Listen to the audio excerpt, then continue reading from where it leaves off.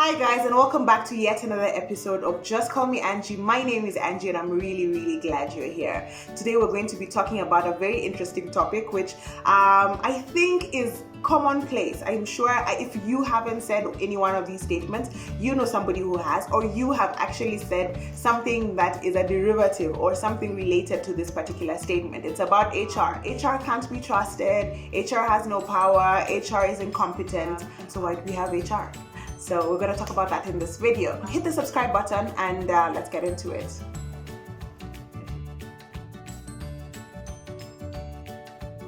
So a big percentage of people share that HR cannot be trusted. And this comes a lot from the point where people feel like HR, no matter how much you go and tell HR about this particular issue, HR is always siding with management, it's always siding with the organization. And HR is seen to be one of those people, or a particular branch or a particular group of people in the organization that are the negative arm of the organization. So they are there to enforce policies, to be able to finilier people, so if you're being called in by HR, it's because something has happened or somebody has reported you're being called in for show cause letter. So HR can't be trusted because HR is not on your side. That's the first thing. So to that, guys, I say, unfortunately, in many organizations, this is the reality. People have not separated the function of HR in the way that it ought to be a defender of people, to be able to create an environment that is conducive for people to be able to thrive, to be able to flourish, for people to be able to feel heard, and for people to get the best environment so they can give their best in an organization. And so actually a recent poll that was done, I think 2 or 3 years ago, discovered that 50% of people in the workforce do not think that HR can be trusted. How sad is that? Let's change that, guys. Let's change that. And that is for people who are in HR. Come on, we can do better. Number 2, HR is incompetent. HR doesn't know, is not trained, etc. So to this I say, yes, there are some HR professionals who are not trained and who are incompetent. Those two things are separate. Just because somebody's not trained doesn't mean they're incompetent. So yes, there are certain HR professionals who are incompetent, but just the same way they are doctors who are incompetent, they are lawyers, they are communications people. Incompetence is not a privy of just HR practitioners, but yes, unfortunately there are HR practitioners who are incompetent. HR professionals are not trained. Of course, there are those who go to school and get trained in HR, there are those who stumble upon HR, and most people complaining about HR not being trained or incompetent and using those interrelatedly or interchangeably, which is wrong, or HR not being trained specifically, are talking about those people who start off maybe in accounts and end up doing HR, people who start in admin and end up, just by virtue of what the organization structure is and what the organization is doing, ends up handling the HR issues. Where we are admin, take HR. You are in marketing, do HR as well, because you're interacting with people, also do HR. You are in accounts, you're doing payroll already, why don't you handle the people?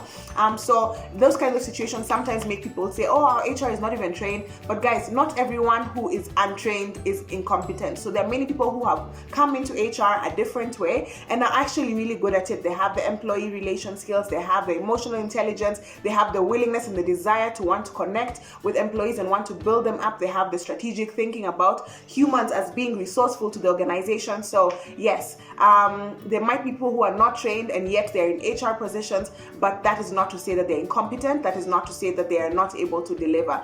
The other thing is there are many qualifications that people can get even if you've not studied HR at university or even at postgraduate level. You can get diplomas, you can get certificates, you can get different certifications. Like here in Kenya, we have CHRP. So you can be able to get that if you do not have the background in HR, just to be able to supplement and to be able to get recognized as an HR practitioner. So yes, third thing is HR has no power. How many times, guys, have you gone to an HR person who says, just tell me all about it. Talk to me. What should I do? What can I do? So you talk about situations which you obviously know, either based on the HR policy, based on the HR handbook, and based on just right and wrong. You realize this is something that is wrong and you go and tell HR, but HR does nothing. It's like a toothless dog. HR is there to be seen and not to be heard. HR is there for, it's like therapy. It's more therapy, less action. and well, there is place for therapy in HR and counseling and listening to people's needs, there is also need for the HR to act on credible information, especially in organizations. I think a big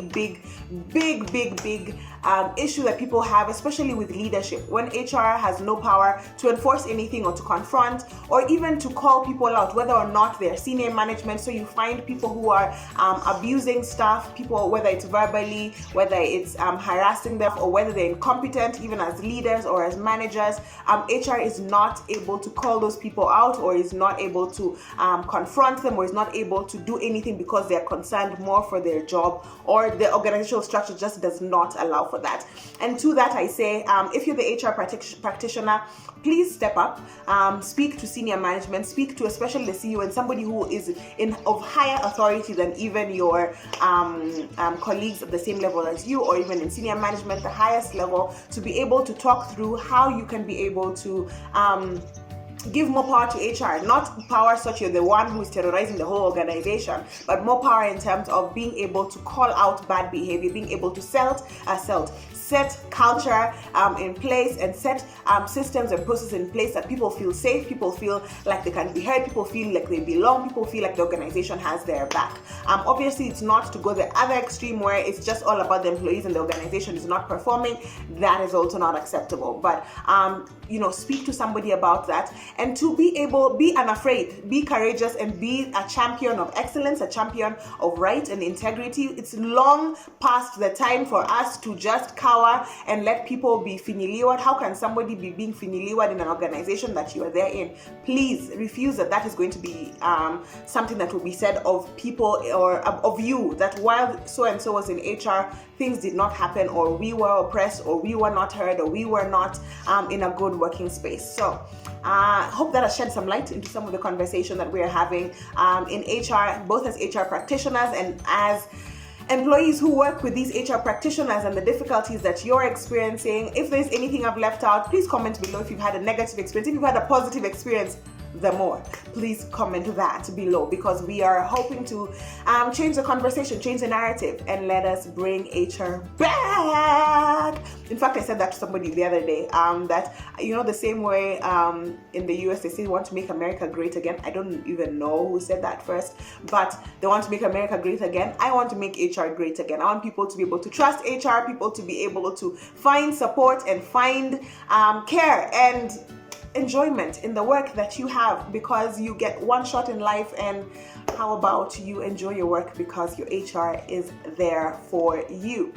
Thank you guys so much for watching. Thank you for sticking to the end of the video. Please like if you've enjoyed this video. Comment below if you have any other suggestions or any thoughts, and hit the don't hit the naughty bell. Oh, we can call it the notification bell. Like on my channel, I can be calling it, guys, let's hit the naughty bell. Let's not do that. Let's hit the notification bell, and you'll be informed of videos as soon as they drop. Thank you so much for watching. Goodbye.